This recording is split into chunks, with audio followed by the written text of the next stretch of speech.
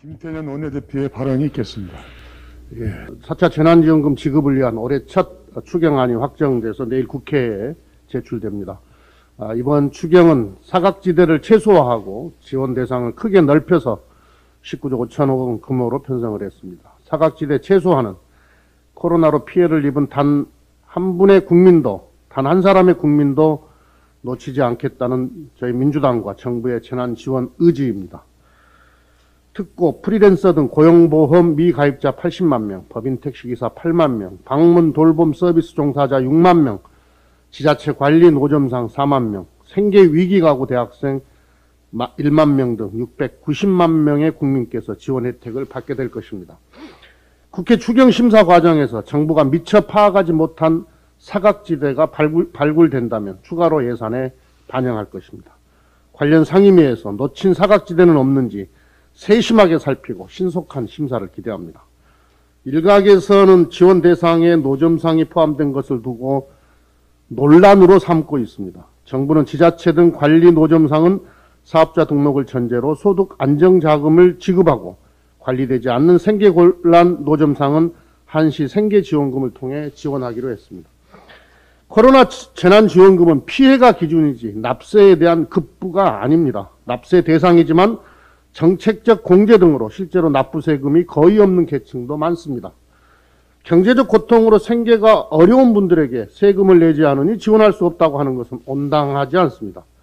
이번 노점상 지원이 사업자 등록을 통해 정부의 복지 전달 체계에 편입되는 계기가 되도록 정부의 세심한 행정 지원을 당부드립니다.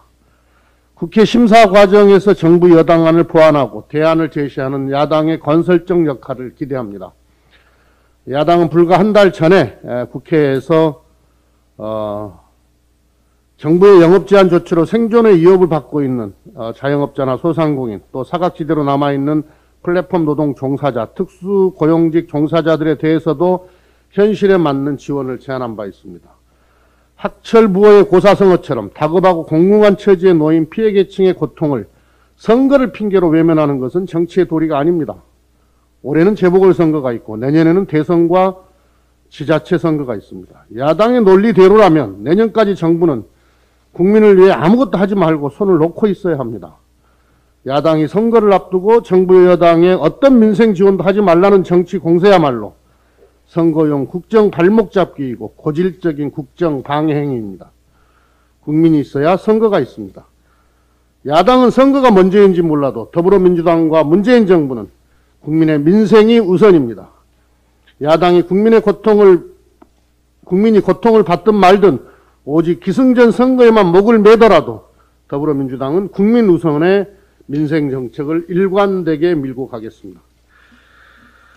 국민의힘의 백신 불안 조장 행위가 도를 넘고 있습니다. 어제 김종인 위원장은 아스트라제네카라는 유럽에서 기피하는 백신 종류가 우리나라에 들어와 접종되고 있다고 말을 했습니다. 제1야당 대표의 발언으로는 믿기지 않은 세상을 어지럽히고 국민을 속이는 저급한 유언비어입니다. 거듭 말씀드리지만 아스트라제네카 백신은 안정성 논란이 없는 백신입니다.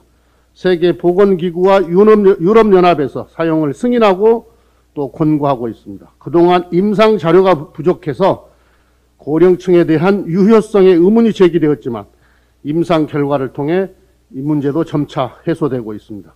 영국 공중보건국의 발표에 따르면 고령층에 아스트라제네카 백신을 1차 접종한 결과 4주 뒤 입원 예방에 80%의 효과를 보였습니다. 그에 따라 프랑스는 1일부터 74세까지 접종을 허용했고 독일도 접종을 위한 새로운 공고안을 준비하고 있습니다.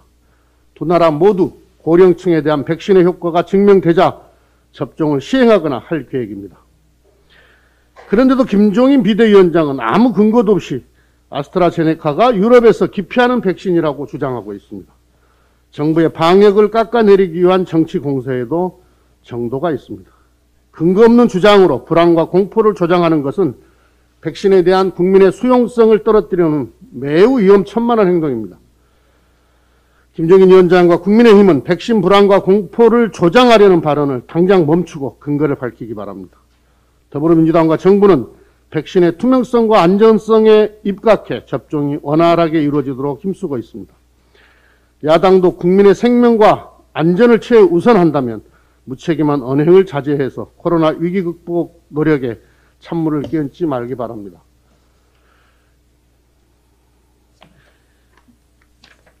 어제 시민단체가 LH공사 직원들의 3기 신도시 토지 투기 의혹을 제기했습니다.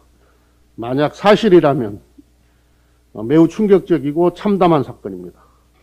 부동산 정책 최일선 실무집행기관 직원들의 투기 의혹은 정부의 부동산 투기 근절 대책에 찬물을 끼얹는 반사회적 행위입니다. 국토부는 철저히 진상을 조사하고 만약에 사실로 밝혀질 경우 엄정한 조치를 취할 것을 요구합니다. 아울러 3기 신도시에 대한 전수조사를 통해 투기에 관여된 공무원과 공공기관 직원에 대해서는 단호한 조치를 취하기 바랍니다.